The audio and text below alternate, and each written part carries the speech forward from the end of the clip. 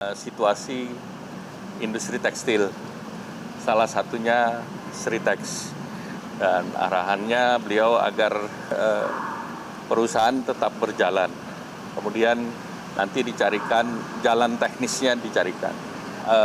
Bea Cukai sudah menyetujui bahwa import ekspornya bisa terus berjalan, dan ini dulu pernah dilakukan di kawasan berikat di daerah Jawa Barat.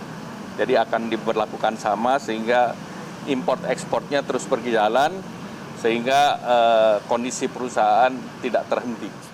Nah, pemirsa, menanggapi situasi yang dihadapi PT Sritex itu tadi adalah yang disampaikan oleh Airlangga Hartarto ya, Iqbal. Pemirsa, kita juga masih tersambung dengan Ketua Asosiasi Pertekstilan Indonesia (API), ada Pak Jemi Kartiwasastra Atmaja. Pak Jemi, kalau tadi Anda mendengarkan apa yang disampaikan oleh Airlangga Hartarto, perpanjangan dari apa yang disampaikan oleh Prabowo Subianto menyelamatkan PT Sritex, apakah yang dilakukan pemerintah saat ini itu adalah langkah yang paling tepat dan konkret untuk menghadapi situasi yang terjadi ini? Saya pikir kita harus selamatkan industri tekstil Indonesia secara utuh ya. Karena bila mana ekosistemnya hancur, saya pikir tidak ada salah satu industri tekstil pun yang akan bertahan. Dan saya sudah menyimak di industri hulu pun, di industri PTA, sekarang ini utilisasinya mereka berada di kisaran hanya 50%. Dan kalau serbuan barang impor ini akan berlangsung terus, mungkin utilisasinya bahkan di bawah 50%, bahkan mungkin ada yang tutup ya. Oke. Pak Jemi, ini yang bikin kami lagi-lagi bertanya-tanya dan mungkin bisa dibilang gagal paham ya, karena kan komitmen, klaim dari pemerintah itu kan mengendalikan impor katanya.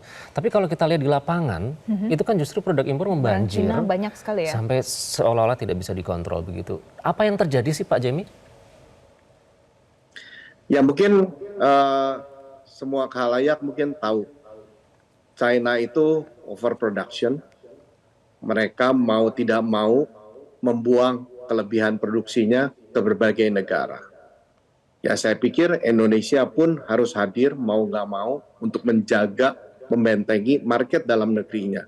Karena market dalam negerinya adalah salah satu yang dapat menyelamatkan industri TPT nasional.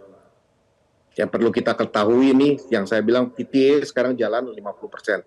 Dan pabrik fiber pun tahun kemarin udah ada yang tutup. Dan tahun ini pun ada salah satu yang utilisasinya di bawah 50%, di kisaran 30%. Kalau ini dibiarkan terus, daya beli menurun, mungkin bisa ada yang tutup kembali. Ada yang berpotensi tutup kembali. Kalau dari pemetaan API sejauh ini, bagaimana situasinya Pak? Apa yang paling riskan bisa saja tutup menyusul Sritex? Yang kita harus jaga itu adalah mulai dari importasi pakaian jadi, Bu. Ya mungkin saya ada mengusulkan, karena importasi pakaian jadi ini akhir-akhir ini sangat deras. Kita mengusulkan mungkin di berbagai negara, contohnya di India, China, dan Jepang, mereka itu menerapkan minimum price untuk produk barang-barangnya. Jadi minimum price itu menjadi acuan dalam penentuan tarif bea masuk atau PPN untuk produknya masuk ke negara tersebut. Mungkin itu salah satu langkah yang bisa diambil untuk menyelamatkan industri TPT. Oke. Kalau trade barrier, tadi Anda sempat menyebutkan soal India ya Pak, yang berhasil menerapkan trade barrier paling tidak untuk mengendalikan barang impor membanjiri dalam negeri India. Apa yang bisa kita pelajari dari India Pak, dari soal trade barrier, apakah itu bisa kita terapkan di sini?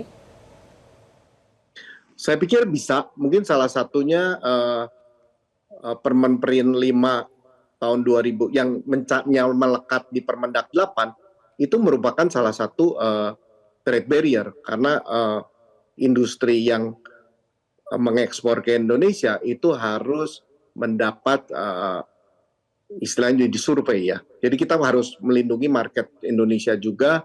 Mungkin bagi produsen yang ingin mengekspor produknya ke Indonesia, kita harus tahu di luar negeri itu siapa produsennya, siapa pengekspornya, dan di Indonesia siapa yang mengimpor dan siapa yang mendistribusikan. Jadi bila mana ada produk yang tidak memenuhi standar, kita mudah untuk traceability-nya. Oke. Kalau sekarang itu sudah diterapkan di Indonesia atau belum sama sekali, Pak Jemi? Kalau untuk pakaian jadi belum. Belum ya. Pak Jemi, Belum. mungkin kalau kita lihat video ya, Valen, Pak Jemi juga mungkin pemirsa di rumah, apakah ini saatnya untuk shifting ya? Bisa dibilang kan kita masih padat karya, masih semua tenaga manusia. Tapi kalau kita ngelihat video-video Pak di China itu benar-benar semua tuh sudah berganti dengan mesin. Nah ini apakah kita yang harus shifting? Karena itu adalah sebuah keniscayaan, semua akan digantikan dengan teknologi. Atau bagaimana Pak, jalan tengahnya tuh bagaimana kalau menurut Pak Jemi? Kalau saya lihat, kita mau lihat dari bahan baku ya. Jadi bahan baku utama, contohnya MEG. Indonesia itu plastik, polyester itu kita tidak bisa lepas dari MEG. MEG itu bahan bakunya berasal dari, bisa dibuat dari minyak bumi atau natural gas. Dan semua kita ketahui natural gas adalah yang termurah. Jadi bila mana kalau natural gas di Indonesia belum bisa bersaing dengan harga internasional, saya pikir itu akan membuat salah satu poin yang PR bersama bagaimana menekan harga gas. Oke, kembali ke energi ya. Baik. Saya penasaran terakhir Pak, singkat saja. Ada berapa perusahaan tekstil yang terancam gulung tikar jika pemerintah tidak segera merealisasikan janjinya untuk menyelamatkan industri tekstil? Utilisasi di industri tekstil ini sekarang sudah boleh dikatakan di titik nadir ya, di 50%. Yang seperti saya sampaikan sebelumnya, ada salah satu pabrik polyester staple fiber, sekarang kondisinya running mereka hanya dengan 30%. Dan kalau ini dibiarkan begitu saja, mungkin bulan depan tidak menutup kemungkinan pabrik yang di Karawang itu bisa tutup. Jadi saya pikir pemerintah harus cepat turun tangan. Jadi bukan hanya PT Stitek dan banyak PT-PT lainnya yang harus kita selamatkan ya. Jadi kita harus menyelamatkan industri TPT nasional secara utuh dan menyeluruh. Baik. Jadi Sritex bukan satu-satunya, tapi pemerintah harus memberikan perhatian supaya TPT ini bisa diselamatkan yang ada di Indonesia. Pak Jemi, terima kasih karena sudah bergabung bersama kami di Selamat Pagi Indonesia. Jelajahi cara baru mendapatkan informasi. Download Metro TV Extend sekarang.